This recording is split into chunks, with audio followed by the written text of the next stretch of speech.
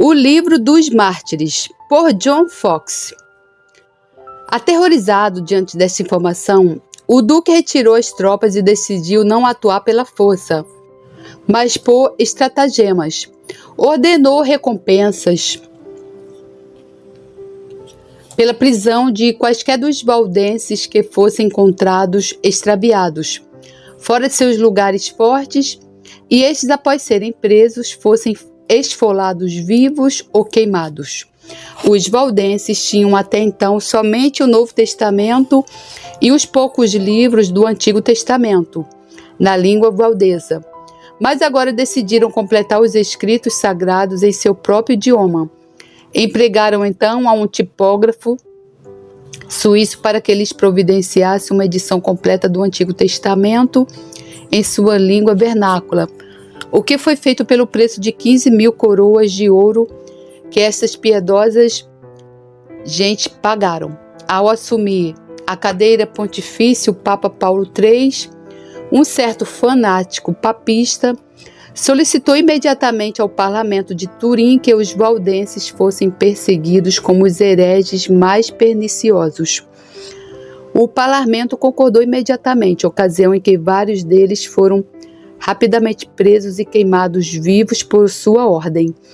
Entre esses estavam Bartolomeu Hector, livreiro e papeleiro de Turim, que fora criado como católico, mas que após ler alguns tratados escritos pelo clero reformado, ficara inteiramente convencido dos erros da Igreja de Roma, porém a sua mente vacilara durante certo tempo, e foi para ele difícil decidir que caminho seguiria.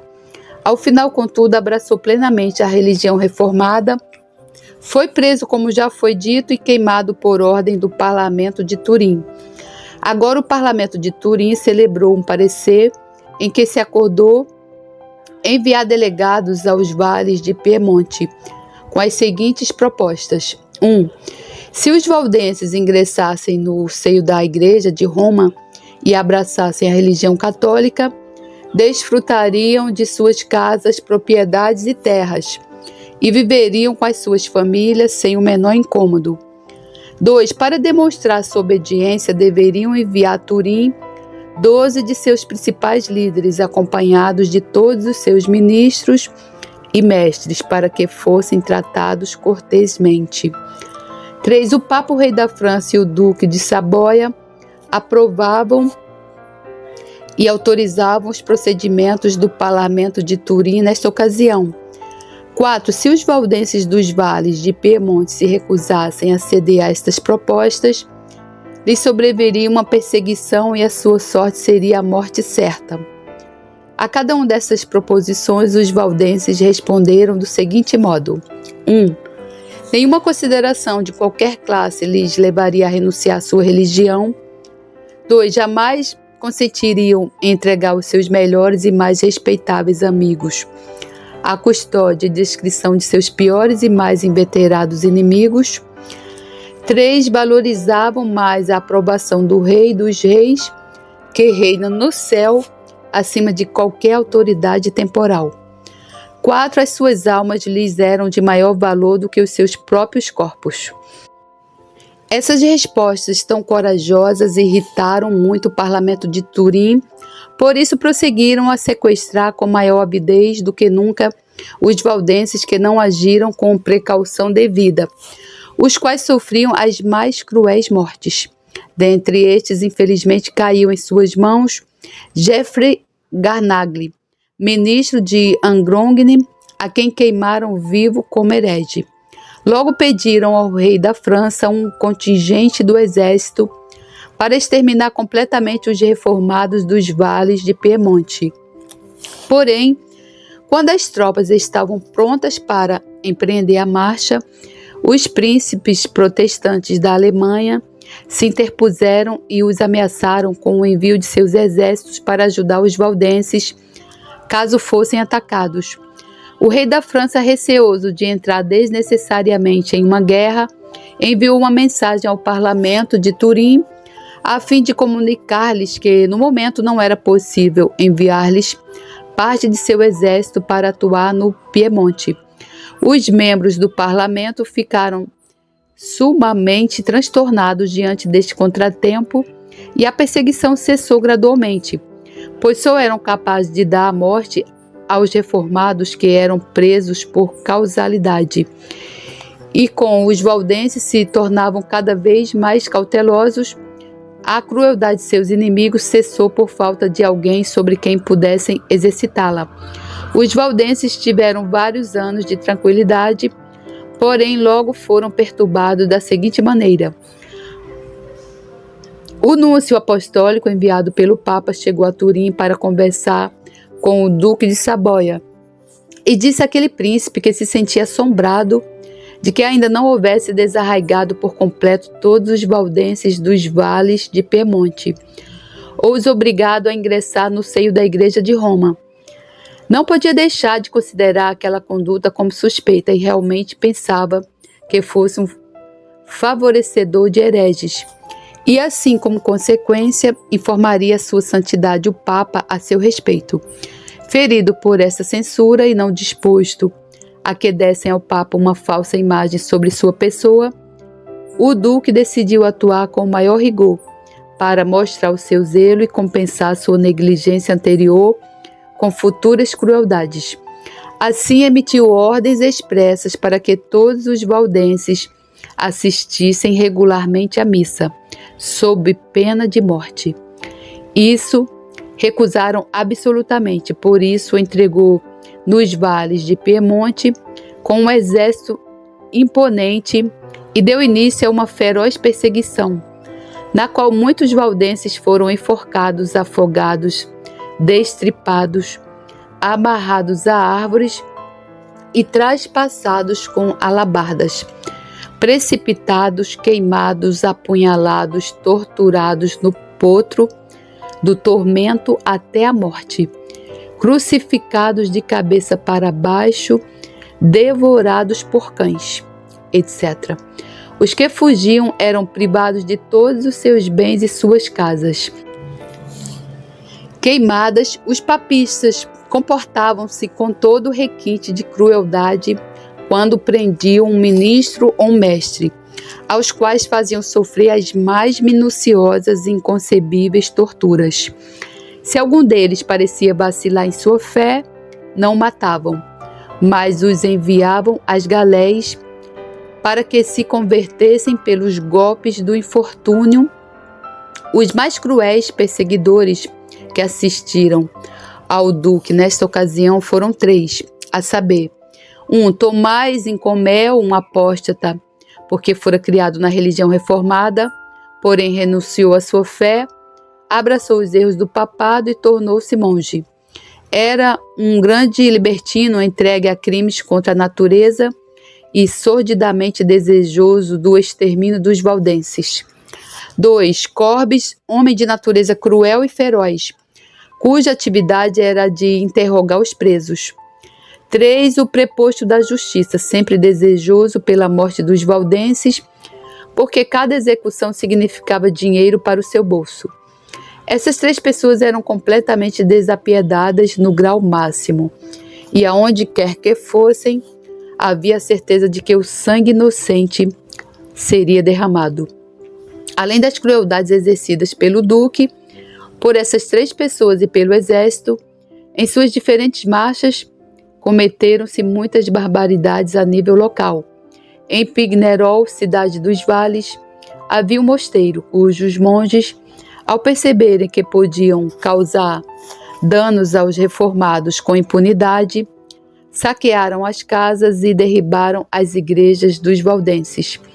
À medida que não encontravam qualquer oposição, apoderavam-se daqueles infelizes e matavam os homens, prendiam as mulheres e entregavam as crianças a curadores católicos. Os católicos do Vale de São Martim fizeram também todo o possível para atormentarem os vizinhos valdenses.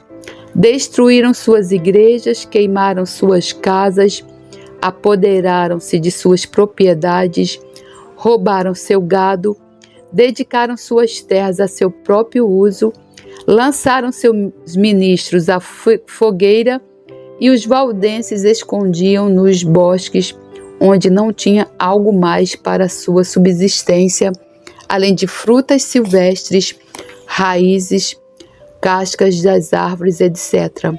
Alguns católicos violentos, após prenderem um ministro que ia pregar, decidiram levá-lo a um lugar conveniente e queimá-lo vivo.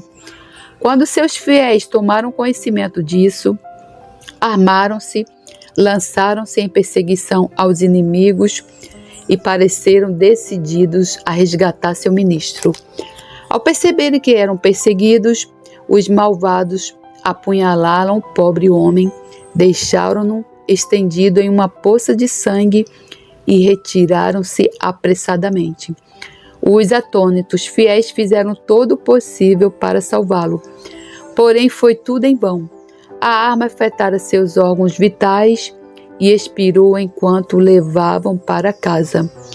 Os monges de Pignerol tiveram um grande desejo de colocar suas mãos sobre o ministro de uma cidade situada nos vales chamada Saint-Germain. Por isso, contrataram um grupo de baderneiros para que o sequestrassem. Esses indivíduos foram conduzidos por um traidor que antes fora criado do ministro e conhecia perfeitamente um caminho secreto para a casa do ex-patrão, de modo que era capaz de levá-lo sem que despertasse alarme na vizinhança. O guia chamou à porta e, ao lhe perguntar quem era, respondeu com seu próprio nome. O ministro, por não esperar dano algum por parte de uma pessoa a quem cobrira de favores, imediatamente abriu a porta. Porém, ao ver o bando de facínoras, retrocedeu e tentou fugir por uma porta traseira. No entanto, todos invadiram sua casa e o prenderam. Após assassinarem toda a família, fizeram-no ir até o Pignerol, ocasião em que o perfuraram durante todo o caminho com metais, lanças, espadas e etc. Foi mantido em cárcere durante muito tempo e então preso à estaca para ser queimado. Então ordenaram a 2 mulheres valdenses, as quais renunciaram à sua religião para salvar suas vidas, que levassem lenha à fogueira para queimá-lo. E enquanto a preparavam, disseram: tome isto, malvado herege, como pagamento pelas perniciosas doutrinas que nos ensinaste. Elas repetiram estas palavras ao ministro, ao que ele respondeu com calma: eu vos ensinei o bem, porém desde então tendes aprendido o mal. Aplicaram fogo à lenha e ele foi rapidamente consumido, enquanto invocava o nome do Senhor e pedia perdão pelos pecados dos seus transgressores. Enquanto o grupo dos endemoniados, pertencentes aos monges, cometia esses grandes desmandos pela cidade de Saint-Germain, a fim de assassinar e saquear a muitos de seus habitantes, os reformados de Lucerna e Angrogone enviaram alguns homens armados para ajudarem a seus irmãos perseguidos. Estes atacavam com frequência os violentos bandidos e muitas vezes os colocavam em fuga, o que apavorou tanto os monges que deixaram o mosteiro de Pignerol por certo tempo, até que conseguiram um grupo de soldados permanentes para protegê-los. O duque, ao perceber que não conseguiram o êxito desejado, aumentou muito seu contingente militar. Ordenou que os bandidos, os quais pertenciam aos monges, se unissem a ele e mandou que se promovesse um esvaziamento geral dos cárceres, sob a condição de que as pessoas liberadas portassem armas e fossem integradas a pequenas companhias para ajudarem no extermínio dos valdenses. Os valdenses, informados dessas ações, retiraram tudo o que puderam de suas propriedades, abandonaram os vales e refugiaram-se nas rochas e covas entre os Alpes. Convém mencionar que os vales de Piemonte estão situados ao pé daquelas prodigiosas montanhas dos Alpes, ou Montes Alpinos. O exército então começou a saquear e incendiar as cidades aonde chegava. Porém, as tropas não podiam forçar a marcha até os Alpes. Defendidos valorosamente pelos valdenses, que sempre combateram os seus inimigos, porém, se algum caía nas mãos do exército, tinha certeza que seria tratado com autêntica selvageria. Um soldado que prendeu a um dos valdenses lhe arrancou a orelha direita e disse: levarei para mim de volta a meu país esse membro deste malvado herege, para guardá-la como uma raridade. Logo a seguir apunhalou o homem e o lançou em um açude. Um batalhão do exército encontrou um homem venerável que tinha em torno de 100 anos de idade, juntamente com sua neta, uma moça de 18 anos, escondidos em uma cova.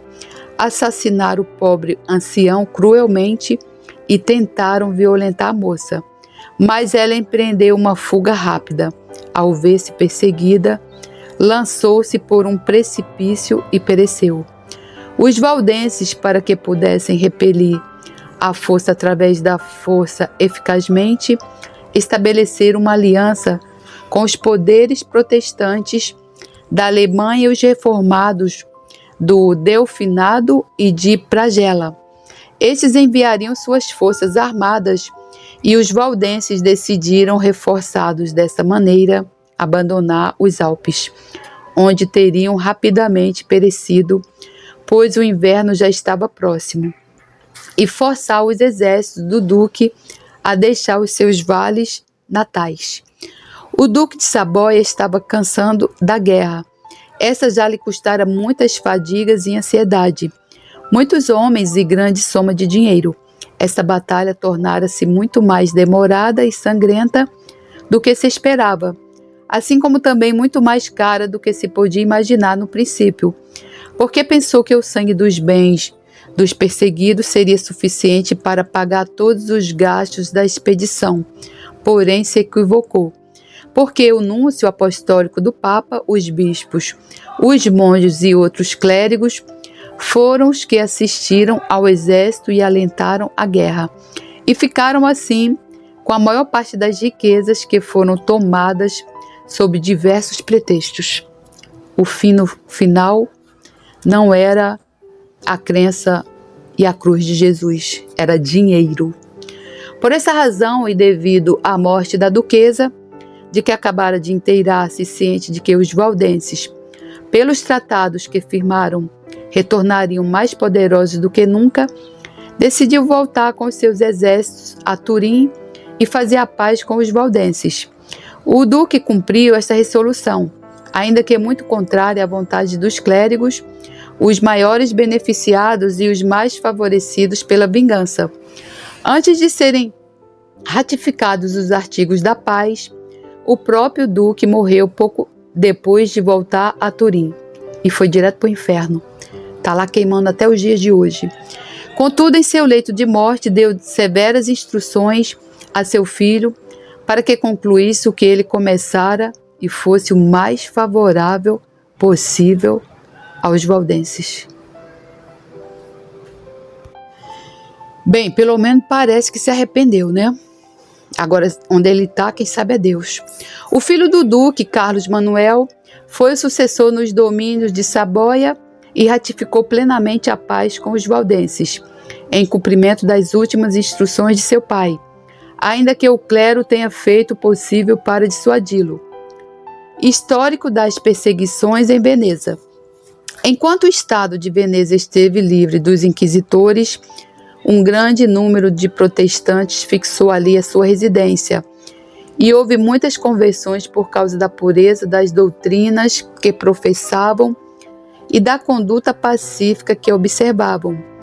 Quando o Papa foi informado do grande auge do protestantismo, enviou inquisitores a Veneza no ano de 1542, para indagar sobre essa questão e prender os que fossem considerados os mais perniciosos.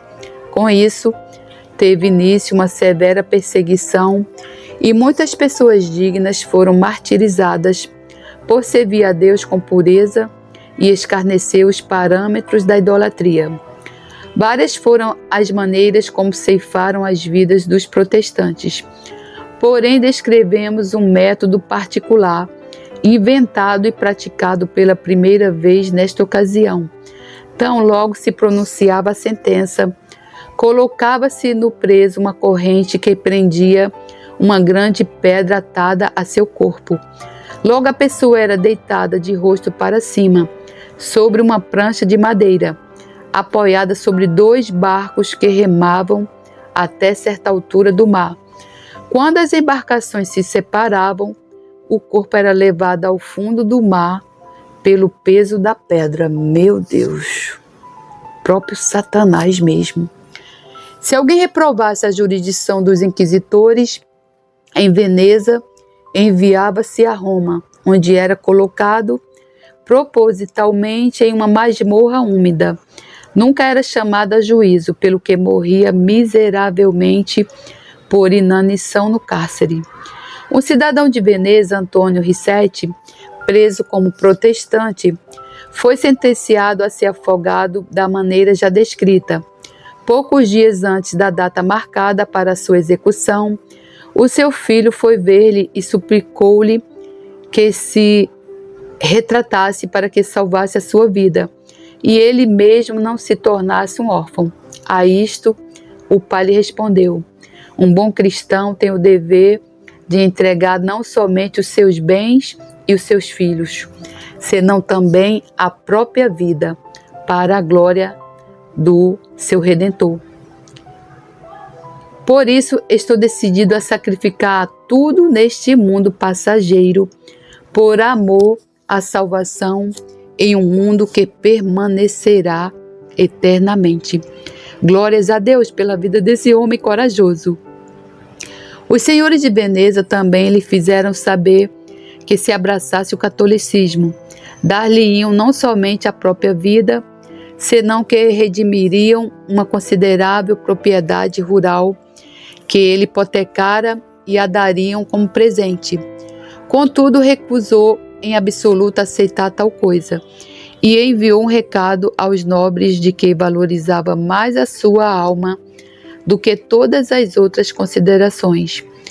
Quando lhe foi dito que um outro companheiro de prisão, chamado Fernando Cega, retratara-se, respondeu: se abandonou a Deus, compadeço-me dele, porém eu me manterei firme em meu dever. Ao perceber que todos os esforços para persuadi-lhe a renunciar à sua fé eram inúteis, foi executado em conformidade à sentença, mas morreu contente e encomendou ferozmente sua alma a Deus. Graças a Deus. Louvado seja o nome do Senhor por essa alma.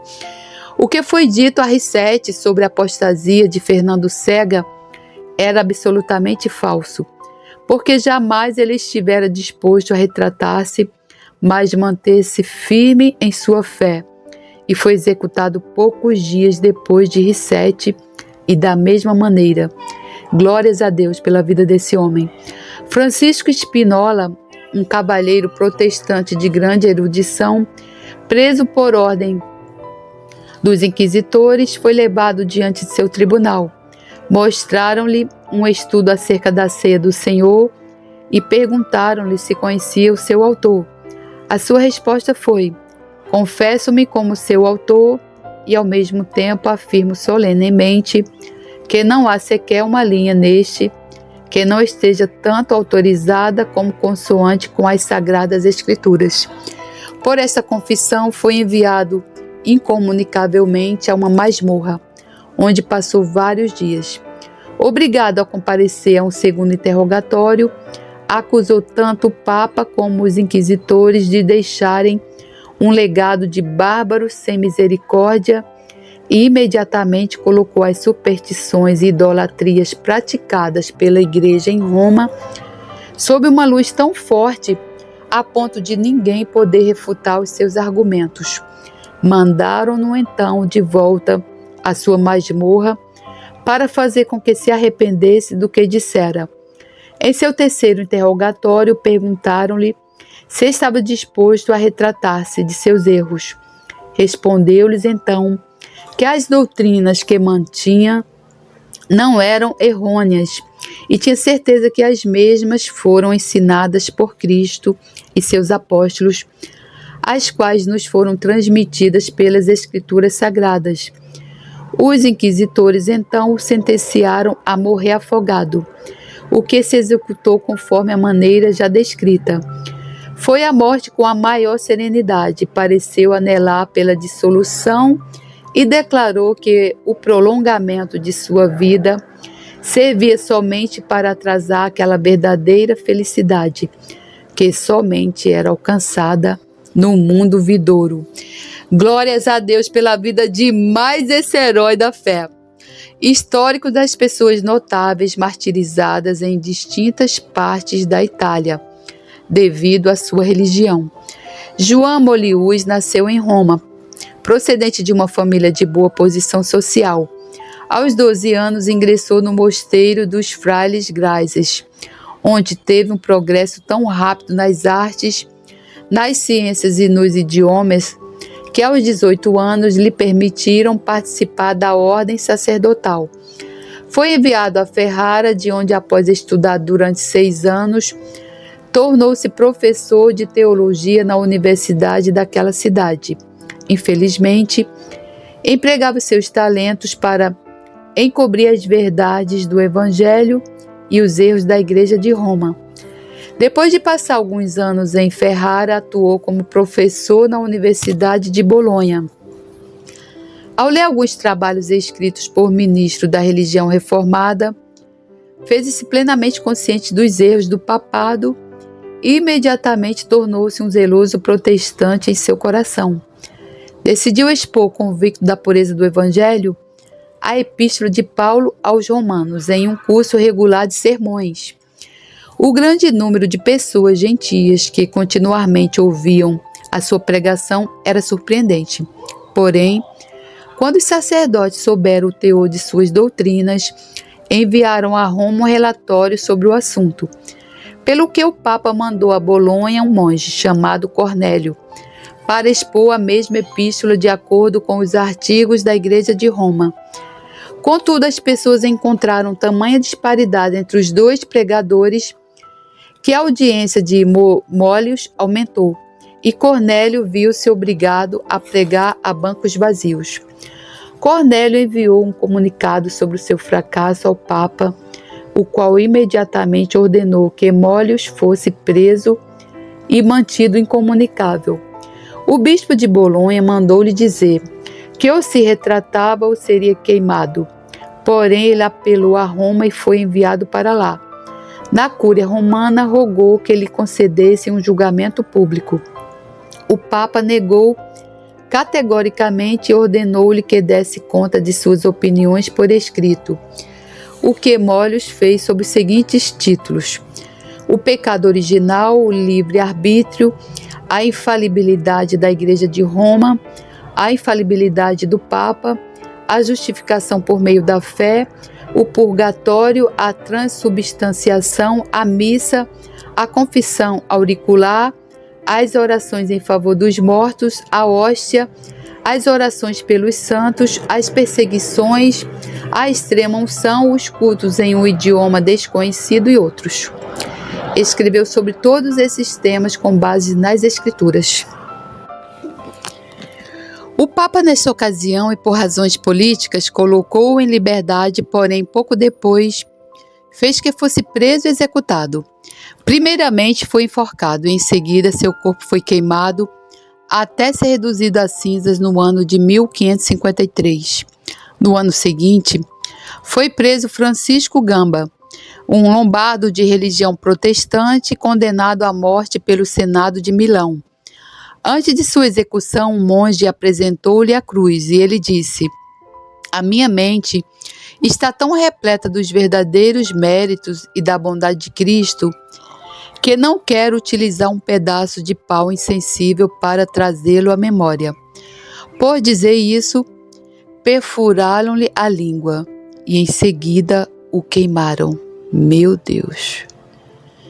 Em 1555, Algério, estudante na Universidade de Pádua e homem de grande erudição, fez tudo o que estava ao seu alcance para converter seus companheiros ao Evangelho.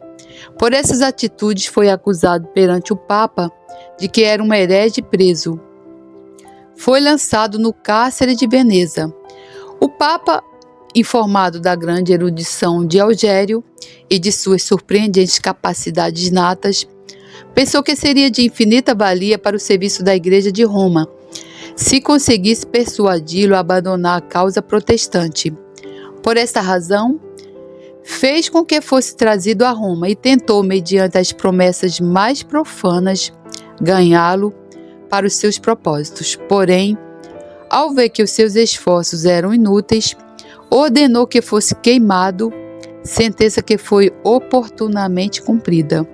Em 1559, João Aloísios, enviado de Genebra para pregar na Calábria, foi preso como protestante, levado a Roma e queimado por ordem do Papa. Da mesma maneira e pelas mesmas razões, Jacob Boleus foi queimado em Messina. Em 1560, o Papa Pio IV ordenou que todos os protestantes fossem severamente perseguidos nas províncias italianas e um grande número de pessoas de todas as idades, classes sociais e de ambos os sexos sofreu martírio. A respeito das crueldades praticadas nessa ocasião, um certo católico romano erudito e humano referiu-se em carta a um nobre senhor do seguinte modo: não posso, meu senhor, deixar de revelar os meus sentimentos a respeito das perseguições que ocorrem na atualidade. Creio que se trata de algo cruel e desnecessário. Tremo ante a forma pela qual a morte é aplicada. Parece mais um matadouro onde se degolam carneiros e ovelhas do que a execução de seres humanos. Relatarei a Vossa Senhoria uma terrível cena, da qual eu mesmo fui testemunha ocular. 70 protestantes estavam presos em uma imunda masmorra. O carrasco entrou no meio deles, escolheu um, levou-o a um lugar aberto fora da prisão e cortou-lhe a garganta com a maior calma. Entrou novamente na prisão, ensanguentado como estava, e com o facão na mão, selecionou outro e despachou-o do mesmo modo. Outro endemoniado.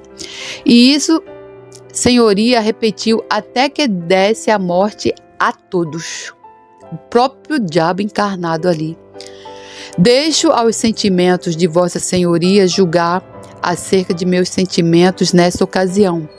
Minhas lágrimas caem agora sobre o papel no qual lhe escrevo este relato. Outra coisa que devo mencionar, a paciência com que enfrentavam a morte. Pareciam ser todo resignação e piedade. Oraram fervorosamente a Deus e enfrentaram a morte com muito ânimo e alegria. Não posso pensar no modo como o carrasco sustentava o facão em seus dentes, sem que comece a tremer. Que terrível figura constituída, coberta de sangue e com despreocupação executava o seu bárbaro trabalho. Agora ele queima e grita e arde no lago de fogo de enxofre. Um moço inglês que estava em Roma um dia passou em frente a uma igreja, justamente no momento em que saía a procissão da Eucaristia. Um bispo levava a hóstia. O jovem, ao contemplar esta cena idolátrica, tirou-a de suas mãos, atirou-a ao chão e pisoteou-a aos gritos. Miseráveis idólatras, que deixais ao verdadeiro Deus para adorar a um pedaço de comida. Esta ação provocou o povo de uma tal maneira que o teria linchado naquele exato momento. Porém, os sacerdotes persuadiram a multidão que o deixasse, para que fosse sentenciado pelo Papa. Quando contaram ao Papa o que se passara, este se sentiu grandemente exasperado e ordenou que o preso fosse queimado imediatamente. Porém, um cardeal o dissuadiu desta apressada sentença, ao dizer-lhe que seria melhor castigá-lo gradualmente e torturá-lo, para que fosse possível descobrir se for instigado por alguma pessoa a cometer um ato tão atroz. Ao ser essa recomendação aprovada, foi torturado com a maior severidade e crueldade, porém, só arrancaram dele as seguintes palavras: era a vontade de Deus que eu fizesse aquilo que eu fiz. Então, o Papa pronunciou a sentença contra ele. 1. O carrasco levasse amarrado ao tronco pelas ruas de Roma. 2. Levasse a imagem do diabo sobre a sua cabeça, se ele próprio era o diabo. 3. Pintasse em sua roupa a representação das chamas do inferno, as chamas do inferno que agora ele queima. 4. Cortassem-lhe a mão direita. 5. Depois de ser assim levado em procissão, fosse queimado. E agora ele queima no lago de fogo de enxofre. Quando o jovem ouviu essa sentença, implorou a Deus que lhe desse força e inteireza para manter-se firme. Ao passar pelas ruas, foi escarnecido pelo povo, ao que em resposta lhes disse coisas severas a respeito da superstição papal. Porém, um cardeal que o ouviu ordenou que fosse amordaçado. Quando chegou à porta da igreja, onde pisoteara a hóstia, o carrasco cortou-lhe a mão direita e cravou-a em um pedaço de madeira. Em seguida, 2 torturadores com tochas acesas abrasaram e queimaram a sua carne ao longo do percurso. Ao chegar ao lugar da execução, beijou as cadeias que iam atá-lo à estaca. Um monge, ao apresentar-lhe a figura de um santo, num golpe, lançou-a para um lado, preso à estaca. Acenderam a lenha e rapidamente foi reduzido a cinzas. Pouco depois da execução que acabei de mencionar, um venerável ancião, que passara muito tempo preso pela Inquisição, foi condenado à fogueira e tirado da prisão para que fosse executado. Preso à estaca, um sacerdote colocou diante dele um crucifixo. Ele então disse: se não tirares esse ídolo de diante de minha vista, me obrigas a cuspir nele. O sacerdote o repreendeu por falar tão duramente, porém o ancião respondeu-lhe que se recordava do primeiro e do segundo mandamento, de que se apartasse da idolatria como o próprio Deus ordenara. Foi então amordaçado para que não falasse mais e, após colocar em fogo a lenha, sofreu martírio nas chamas. Meu Deus, que tanto sofrimento! Você, irmão, em Cristo, você crente verdadeiro, você que se chama a igreja do Senhor. Eu não estou falando, irmão, dessas prostitutas, das sinagogas de Satanás, dos crentes que se dizem crentes sem ser, dos crentes falsos. Eu não estou chamando esses crentes. Eu estou chamando você, irmão, você verdadeiramente servo do Senhor. Nós precisamos, irmão, conhecer a verdade, tudo o que aconteceu. E para quê, irmão?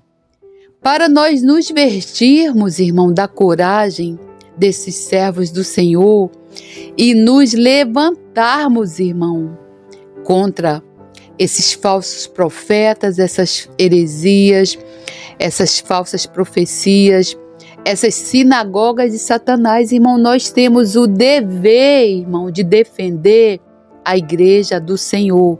Jesus é o cabeça. Ele está vendo isso tudo. Ele tem o controle de todas as coisas. Mas nós, irmãos, enquanto o seu corpo, o corpo de Cristo, nós não podemos nos calar, irmão, diante de todas essas barbaridades. Veja o testemunho de força, coragem, amor à palavra e amor ao testemunho do que o nosso Senhor Jesus Cristo fez na cruz por essas almas, por esses santos. Eles deram, irmão, a própria vida. Eles não morreram, irmão, com uma morte de um tiro, de degolado, não, porque é uma morte rápida. Eles morreram, irmãos, debaixo das piores barbaridades. Eles foram feitos assim, foi uma carnificina, irmão. Uma carnificina de uma forma cruel, violenta, sanguinária, encabeçada pelo próprio Satanás. Para quê?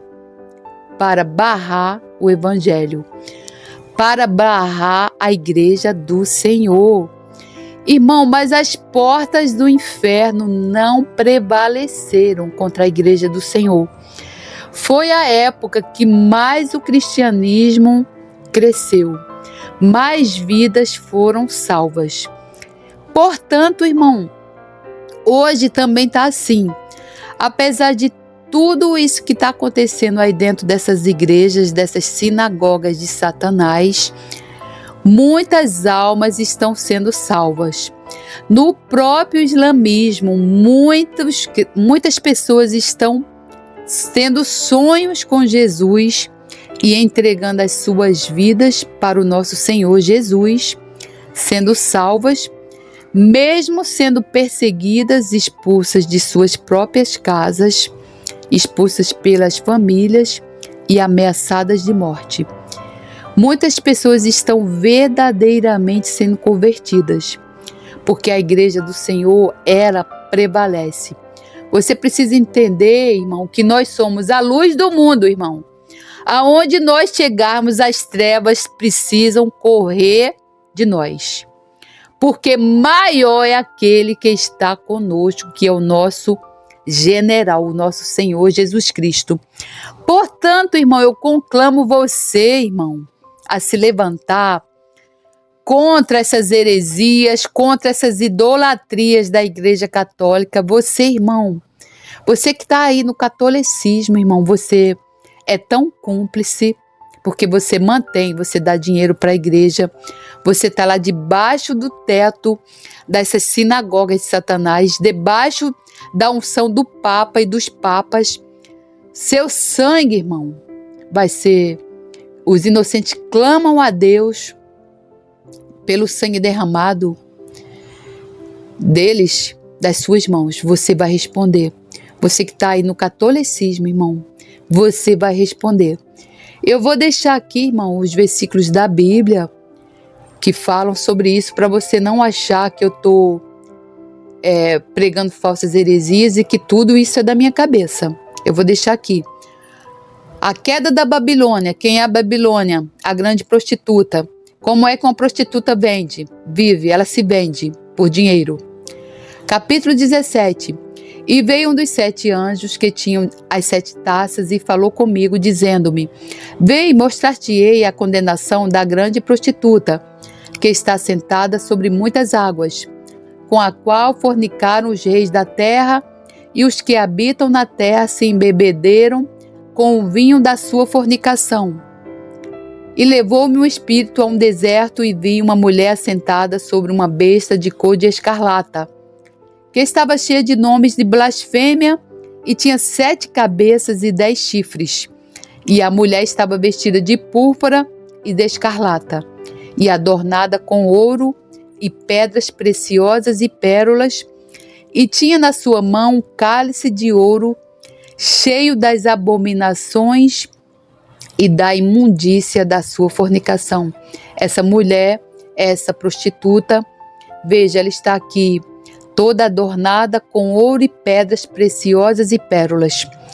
É assim que essas igrejas e esses líderes estão roubando o seu dinheiro, o dinheiro do seu dízimo, das suas ofertas, vendendo cursos para ganhar marido, vendendo curso para libertar e cura, vendendo cursos das mais inimagináveis trunqueiras, enganando você e pegando seu dinheiro. E na sua testa estava escrito o nome: Mistério, a Grande Babilônia, a mãe das prostituições e abominações da terra. Aqui está inclusa a Igreja Católica e todas as igrejas e seitas falsas. Está aqui dentro desse grupo. E vi que a mulher estava embriagada do sangue dos santos e do sangue das testemunhas de Jesus. Veja aqui. E vendo-a, eu maravilhei-me com grande admiração. Isso está em Apocalipse 17, 1 a 6.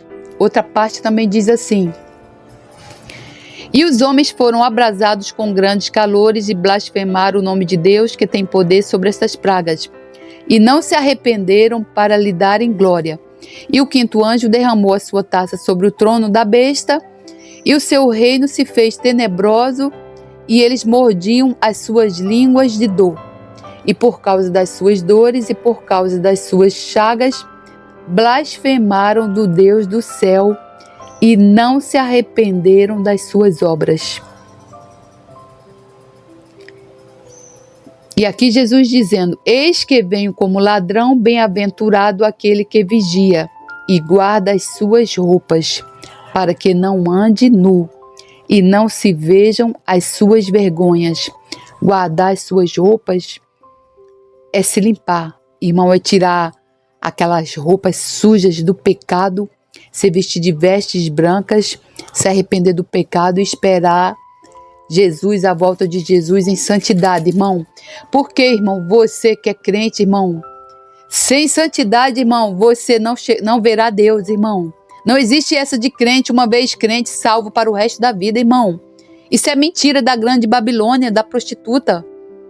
Isso é uma mentira de Satanás, irmão. Não existe essa ideia de que crente não perde a salvação, irmão. Olha o que esses homens fizeram, irmão, pela salvação. Você acha, irmão, que você vai viver verdadeiramente aí no pecado, pecando o tempo inteiro, pedindo perdão a Deus, pecando, pedindo perdão? Crente peca, irmão? Crente peca.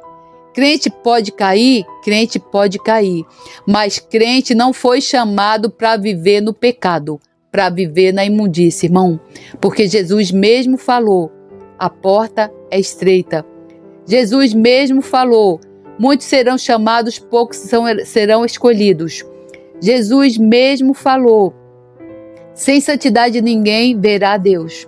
Jesus mesmo falou que ele não escolheu um povo para viver no pecado, irmão. Ele chamou para viver em santidade, porque ele mesmo disse: sede santos, porque eu sou santo. No capítulo 18 de Apocalipse diz: e depois dessas coisas vi descer do céu outro anjo, que tinha grande poder, e a terra foi iluminada com a sua glória. E clamou fortemente com grande voz, dizendo: caiu a grande Babilônia, e se tornou morada de demônios e covil de todo espírito imundo, e esconderijo de toda ave imunda e odiável. Porque todas as nações beberam do vinho da ira da sua fornicação, e os reis da terra se fornicaram com ela, e os mercadores da terra se enriqueceram com a abundância de suas delícias. E ouvi outra voz do céu que dizia: sai dela, povo meu, para que não sejas participante dos seus pecados e para que não incorras nas suas pragas, porque já os seus pecados se acumularam até ao céu, e Deus se lembrou das iniquidades dela. Capítulo 18, 1 a 5. Capítulo 19. Depois dessas coisas ouvi no céu uma grande voz de uma grande multidão que dizia: aleluia! A salvação e a glória e a honra e o poder pertencem ao Senhor nosso Deus. Porque verdadeiros e justos são os teus juízos, pois julgou a grande prostituta que havia corrompido a terra com a sua fornicação, e das mãos dela vingou o sangue dos seus servos. Apocalipse capítulo 19, 1 a 2. E por último, a vitória do nosso Senhor Jesus Cristo, nosso Redentor, que voltará como rei para julgar. E vi o céu aberto, eis um cavalo branco, e o que estava sentado sobre ele chama-se Fiel e Verdadeiro, e julga e peleja com justiça. E os seus olhos eram como chama de fogo, e sobre a sua cabeça havia muitos diademas, e tinha um nome escrito que ninguém sabia senão ele mesmo. e estava vestido de uma veste tingida em sangue. Esse sangue, irmão, era o sangue desses inocentes. E o nome pelo qual se chama é a Palavra de Deus, porque nosso Jesus é a própria Palavra de Deus, é o Verbo encarnado. E seguiam-no os exércitos no céu em cavalos brancos, e vestidos de linho fino, branco e puro. E da sua boca saía uma aguda espada para ferir com ela as nações. E ele as regerá com vara de ferro. E ele mesmo é o que pisa o lagar do vinho do furor e da ira do Deus Todo-Poderoso. Maranata, a hora vem, Senhor Jesus. Isso está em Apocalipse 19, 11 a 15. Veja bem, irmão. Ele vem como um rei, com uma vara de ferro. E ele é o que pisa o lagar do vinho do furor. Esse é como quando você está pisando a uva para fazer o vinho. Você precisa ficar ali horas e horas pisando aquela uva para extrair aquele sumo e fermentar o suco de uva para fazer o vinho. Veja, irmão, ele não vem, irmão, como Salvador, porque ele já veio para salvar a nossa vida, para dar a vida pelas ovelhas. Agora ele vem como o Supremo Pastor. Jesus, ele é representado na Bíblia, no Salmo 22, como o bom pastor, aonde ele veio para suas ovelhas. No Salmo 23, como o grande pastor, aonde ele deu a vida pelas ovelhas. E no Salmo 24, como supremo pastor, ele vem como rei, onde ele está voltando para as suas ovelhas. Leia o Salmo e você vai perceber isso. E ele vem como um rei. O rei, ele tem regras, ele dita as normas, ele é o legislador. Portanto, irmão, se você não quiser hoje aceitar Jesus como Salvador da sua vida, você vai ter que encará-lo como rei. E não há escapatória. Não tem, irmão, como você escapar dessa vara de ferro. Não há como. Não há. Porque tudo que está aqui na palavra, vírgula por vírgula, vai acontecer. Se você se informar, 80%, 85% das profecias da Bíblia já se cumpriram e algumas delas já estão se cumprindo. Por exemplo, a Bíblia diz que nos finais do tempo, quando Jesus estivesse perto de voltar, aquele mar lá que é cheio de sal, eu esqueci o nome agora, o Mar Morto, ali ao redor do mar ia ter vida. Isso aí já acontece. Já há várias lagunas cheias até mesmo de peixe. E você não imaginaria que uma lagoa cheia de sal, ao redor dessa lagoa, é sal puro, ia ter vida. Já tem vida, já tem árvores frutíferas, já tem animais voltando. Outra profecia que diz que os campos desérticos estariam florindo. Isso já está acontecendo em vários lugares. E uma das profecias da Bíblia que diz que o povo escolhido de Deus voltaria à sua cidade, a cidade celestial, que é Jerusalém, isso também está acontecendo.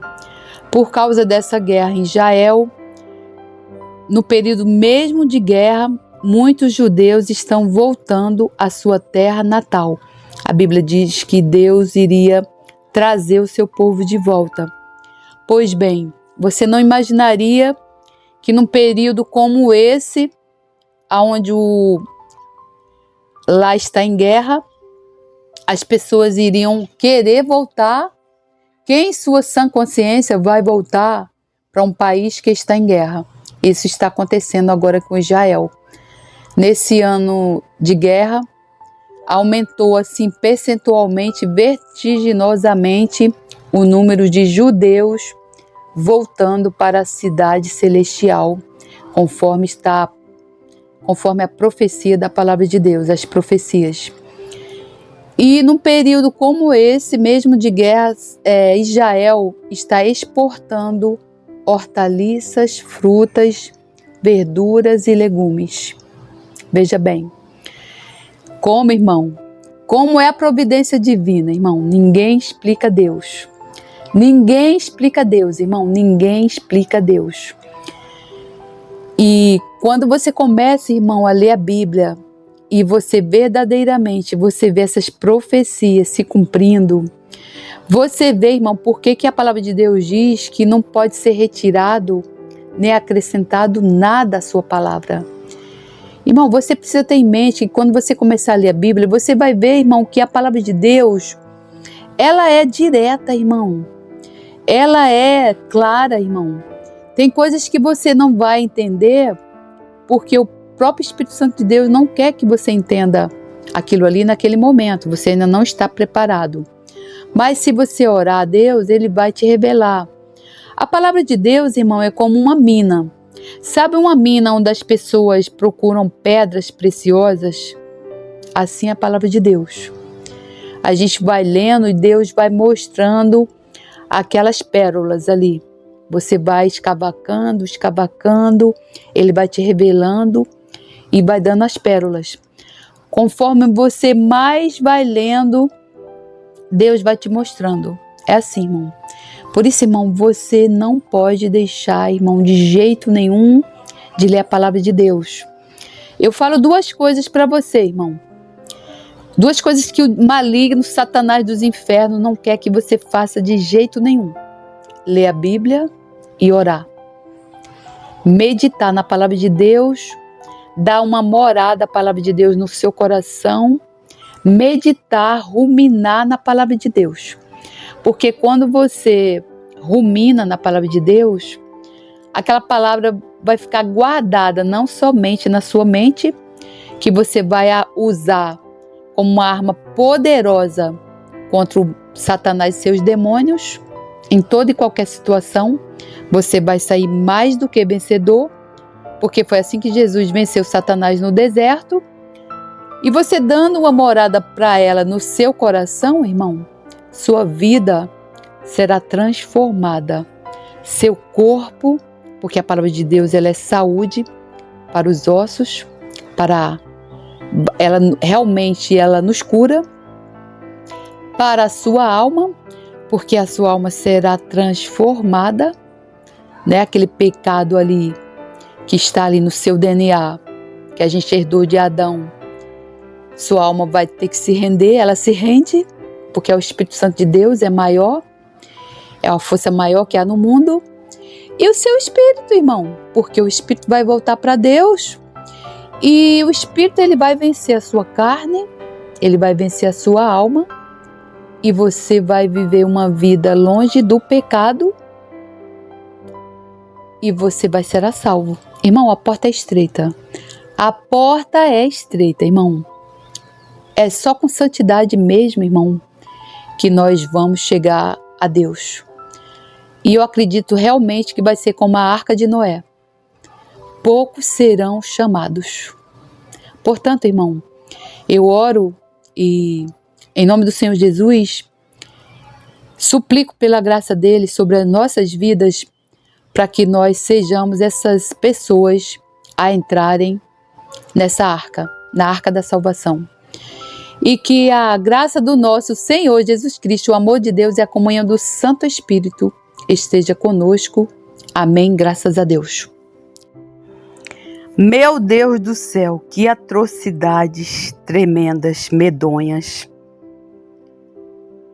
Que filhos do diabo, meu Deus do céu. Mas nós precisamos falar como o nosso Senhor Jesus Cristo falou quando estava ali no Calvário. Pai, perdoa-os, pois não sabem o que fazem. Só que assim, o que a Bíblia diz é que o sangue desses mártires clamam por justiça. E essas pessoas que fizeram isso, usadas por Satanás, que se deixaram usar por Satanás, elas estão padecendo, irmão, sem dúvida nenhuma, no largo de fogo de enxofre. Estão lá padecendo, irmão. E você que está aí na Igreja Católica, no catolicismo, que tomou conhecimento disso tudo, né? Porque a gente sabe de ouvir falar. Uma coisa é a gente saber de ouvir falar. Os filmes, eles não retratam a verdade. Porque, veja bem, esse homem ele fez todo um estudo, uma pesquisa. Esse livro ele tem muitos anos que foi escrito. Pouca gente tem conhecimento sobre isso, sobre o que verdadeiramente aconteceu. Quantos e quantos milhares de pessoas foram mortas com requintes de crueldade e que não foram nem sequer encontradas. Eu digo o seguinte, que depois dessa leitura, o Holocausto passou a ser, como a gente fala, um café pequeno. O Holocausto, irmão, comparado ao que foi feito aos cristãos, realmente não é nada. Porque pelo menos no Holocausto as pessoas estavam ali naquele trabalho. Eu não estou dizendo que foi uma barbaridade, foi. Mas as pessoas, quando elas eram mortas nas câmaras de ar, a pessoa era morta rapidinho. 5 minutos a pessoa já estava morta. Mas aqui, os filhos do maligno tinham assim, requintes de crueldade, a ponto de descascar uma pessoa, a ponto de furar o ventre de uma mulher já prestes a dar à luz e furar a barriga dela, tirar a criança, matar a criança e a mulher. Eu não sei. Só essas pessoas estando possuídas mesmo. Mas e no entanto, a Igreja do Senhor cresceu e cresceu e cresceu. Na verdade, nunca em toda a era a Igreja do Senhor cresceu tanto. Agora, irmãos, isso é um tapa na nossa cara, dos ditos chamados evangélicos cristãos, Igreja do Senhor, que muitos se convertem, não fazem mais nada, vão lá para os bancos das igrejas, recebe o sermão lá do pastor, nem sabe como é que está a vida do pastor, e não fazem mais nada. Se acham salvos, tem um homem de Deus aí, o Hernando Dias Lopes, o homem de Deus, prega que o crente não perde a salvação, que uma vez salvo, salvo para sempre. Isso é uma mentira do diabo, irmão, porque o diabo, desde o início que peca e desde o início que ele mente, isso é uma mentira, irmão. Sem santidade ninguém verá Deus. E vai ser, irmão, exatamente como a Arca de Noé. Irmão, vai ser como a Arca de Noé. Poucos vão entrar, irmão, nessa arca. Portanto, irmão, vigia. Busca viver uma vida de santidade. Larga o pecado. Sai, irmão, dessas sinagogas de Satanás, irmão. Sai dessas Babilônias, dessas prostitutas, irmão, que estão aí te enganando. Porque não somente o pastor lá, a pastora, chamada pastora, que não existe pastora, vão padecer no lago de fogo do enxofre, irmão. Tu vai junto, em nome do Senhor Jesus, irmão. Acorda, irmão, para a vida, irmão. Essa vida é passageira, irmão.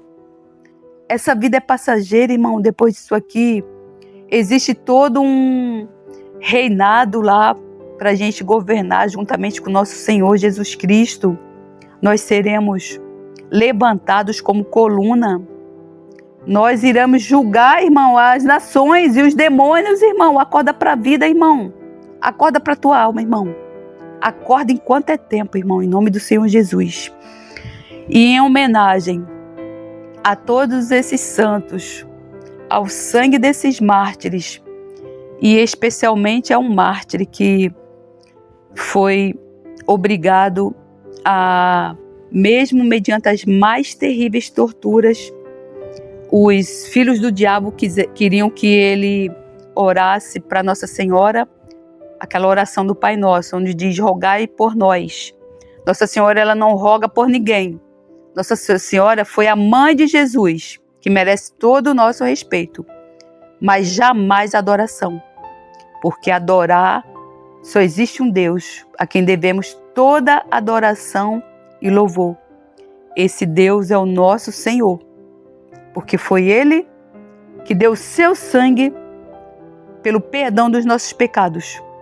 Ele que nos tirou das trevas e transportou para o seu reino.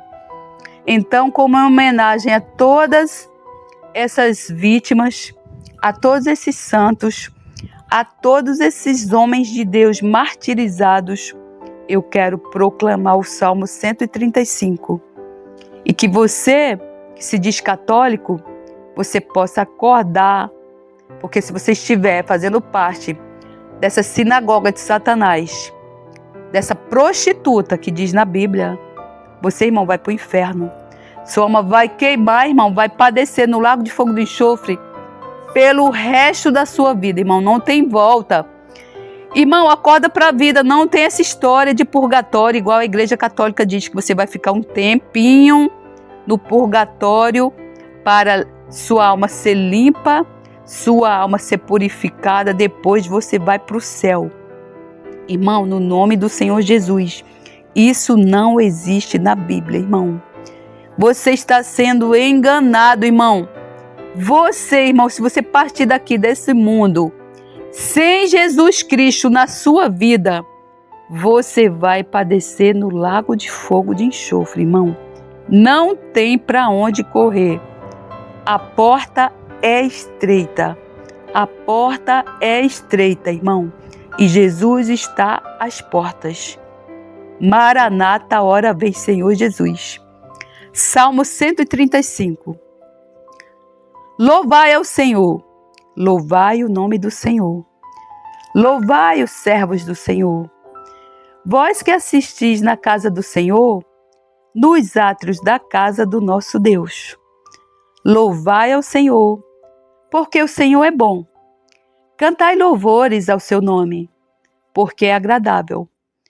Porque o Senhor escolheu para si a Jacó, e a Israel para seu próprio tesouro. Porque eu conheço que o Senhor é grande, e que o nosso Senhor está acima de todos os deuses. Tudo o que o Senhor quis, fez, nos céus e na terra, nos mares e em todos os abismos.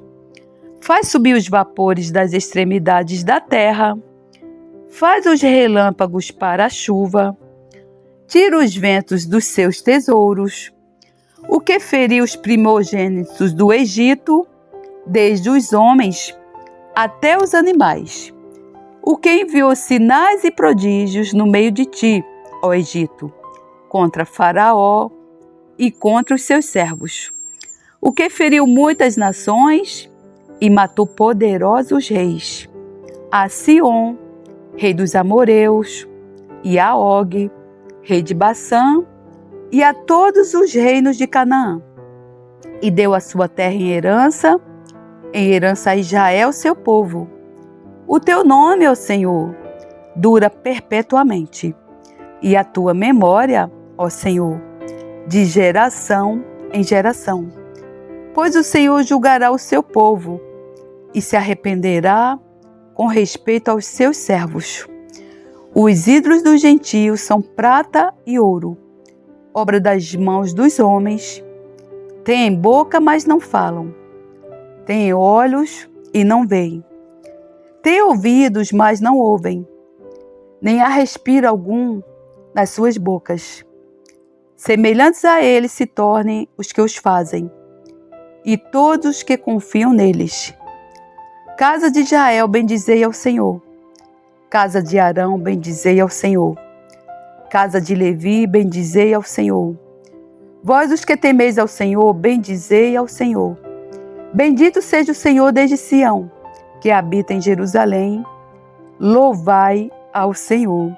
Louvai ao Senhor, graças a Deus. Louvai o teu nome, Senhor, pelos séculos dos séculos. Amém. Esse salmo foi proclamado por um cristão que, depois de ter sido extremamente sacrificado, queimado, torturado, com as mais diversas torturas. Os filhos do maligno pediram para ele orar a Nossa Senhora para interceder. Aquela parte do Pai Nosso onde diz para interceder, para Nossa Senhora interceder pelas nossas vidas a Deus. E ele se negou. Ele se negou debaixo da vara. Ele se negou todo ensanguentado. E ele disse o seguinte: adorar somente a Deus. Ele não fez a oração e foi morto. Enquanto você, irmão, se você estiver aí orando, pedindo coisas para Nossa Senhora, irmão, que Deus tenha misericórdia da sua vida. Que Deus possa ter misericórdia, irmão, da sua vida. Que Deus, irmão, possa tocar no seu coração para você ler a Bíblia, o livro da vida, as Sagradas Escrituras, o livro que liberta, o livro que salva, o pão de cada dia, o pão que vai matar a tua fome, a água que vai matar a tua sede, a palavra do nosso Senhor Jesus Cristo, o Verbo encarnado, o Filho de Deus, o próprio Deus encarnado, aquele que deu a vida, aquele que derramou o sangue dele. Nós fomos comprados por um alto preço, nunca esqueçam disso, irmão. Irmão, Jesus já fez tudo o que tinha para fazer, irmão, na cruz. Então toda a honra, toda a glória, toda a adoração, irmão, é somente para Ele, irmão. Porque dele e por Ele e para Ele são todas as coisas. Que Deus possa ter misericórdia da sua vida. Não só da sua vida, mas de todas as nossas, de todas as pessoas que estão sendo enganadas. Graças a Deus que Ele me tirou desse engano. E eu peço a sua graça para eu continuar firme e forte, me alimentando da sua palavra. Porque é só ela que liberta, só ela que cura. E conheceis a verdade, e a verdade vos libertará.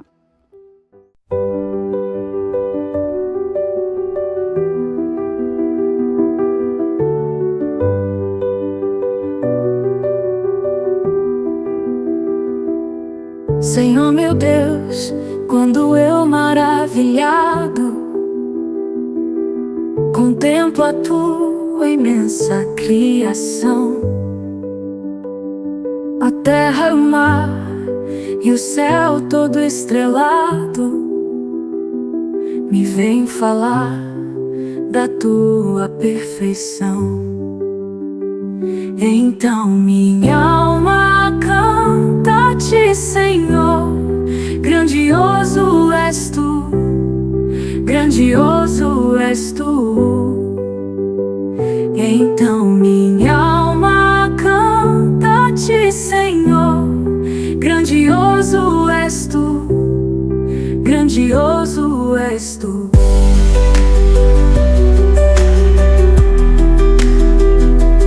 Quando as estrelas tão de mim distantes, vejo a brilhar com vívido esplendor. Relembro a Deus as glórias cintilantes que meu Jesus deixou por meu amor. Então minha alma canta-te, Senhor, grandioso és tu, grandioso és tu. Então minha alma canta-te, Senhor, grandioso és tu, grandioso és tu.